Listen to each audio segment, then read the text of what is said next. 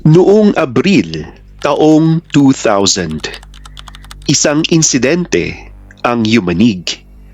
Hindi lamang sa Timog Silangang Asya, kundi pati na rin sa buong mundo. Sa isang tahimik at sikat na diving resort sa Sipadan Island, Malaysia. Biglang nagbago ang lahat nang salakayin ito ng armadong grupong Abu Sayyaf. Ang nangyaring hostage crisis ay naging isa sa pinakamapanganib at kontrobersyal na insidente ng terorismo sa rehiyon. At sa likod ng operasyong ito ay isang pangalang kinatakutan noon. Siya si Abu Sulaiman. Sino nga ba si Abu Sulaiman? Kilala siya bilang isa sa mga matataas na leader at tagapagsalita ng grupong Abu Sayyaf sa Pilipinas. Ang tunay niyang pangalan ay Jainal Antel Sali Jr. at naging prominente siya bilang isa sa mga utak sa likod ng iba't ibang kidnapping operations ng grupo. Bata pa lamang siya nang mapasama sa armadong kilusan sa Mindanao at kalaunan ay naging isa sa pinakamahalagang personalidad ng Abu Sayyaf. Bukod sa pagiging militanteng leader, kilala rin siya sa kanyang kakayahang magsalita sa media at makipag-ugnayan sa iba't ibang personalidad sa panahon ng negosasyon.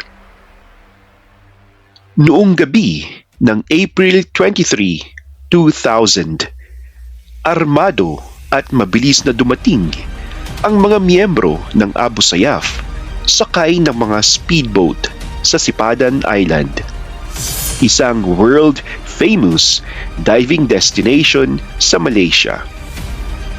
Sa loob lamang ng ilang minuto ay nagawa nilang bihagin ang 21 katao, mga turista at resort workers mula sa iba't ibang bansa kabilang ang Germany, France, United States, Finland, South Africa, Lebanon at Malaysia.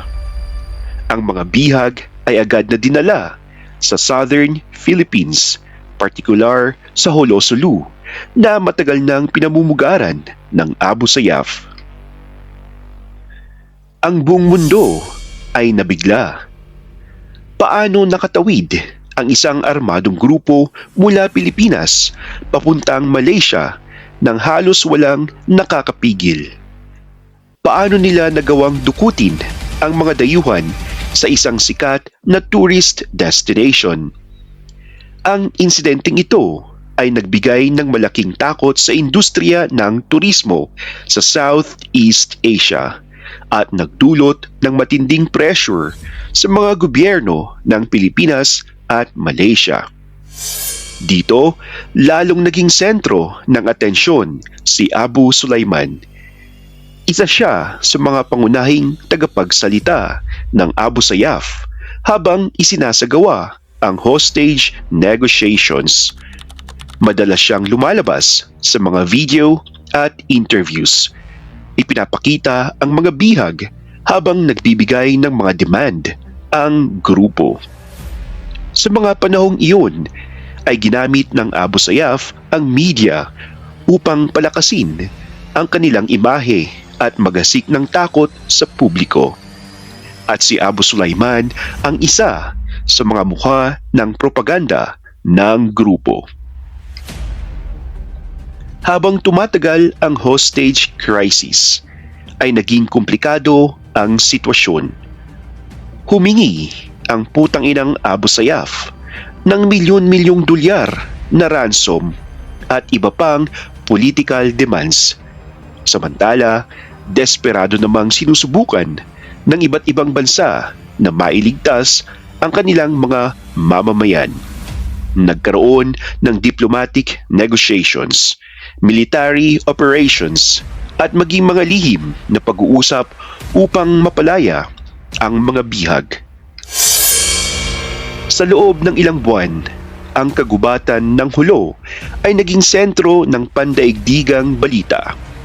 Araw-araw ay may updates tungkol sa lagay ng mga bihag.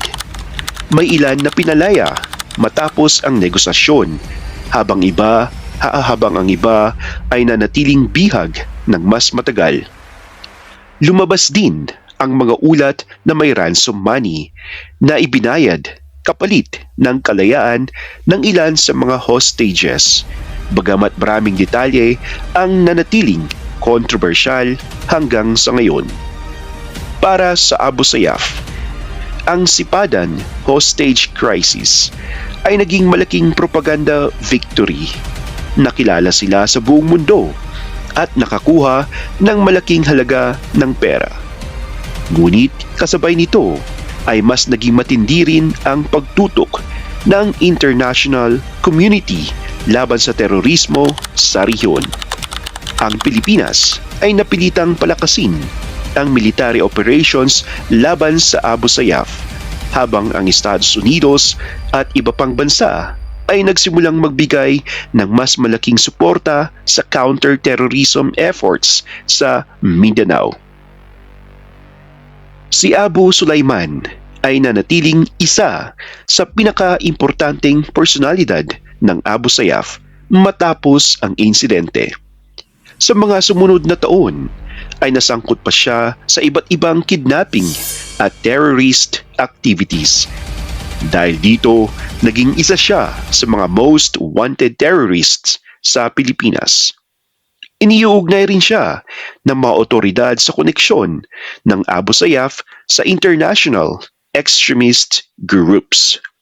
Ngunit, noong Enero 2007, inanunsyo ng Armed Forces of the Philippines na napatay si Abu Sulaiman sa isang military operation sa Hulo, Sulu. Ang kanyang pagkamatay ay itinuring na malaking dagok sa Abu Sayyaf dahil isa siya sa mga pangunahing leader at strategist ng grupo. Gayunpaman, kahit wala na siya, ay nagpatuloy pa rin ang mga armadong aktibidad ng Abu Sayyaf sa hilang bahagi ng Mindanao. Hanggang ngayon, ang Sipadan hostage crisis ay itinuturing na isa sa pinakamahalagang terrorist incidents sa kasaysayan ng Southeast Asia. Hindi lamang nito ipinakita ang kahinaan ng seguridad sa rehiyon noong panahong iyon, kundi ipinakita rin ito kung paano kayang gamitin ng extremist groups ang media, takot, at hostage taking upang makakuha ng atensyon at kapangyarihan. At sa gitna ng madilim na kabanatang ito ay hindi mawawala ang pangalan ng pesteng si Abu Sulaiman, isang taong naging simbolo ng terorismo at kaguluhan sa isang insidenteng yumanig sa buong mundo.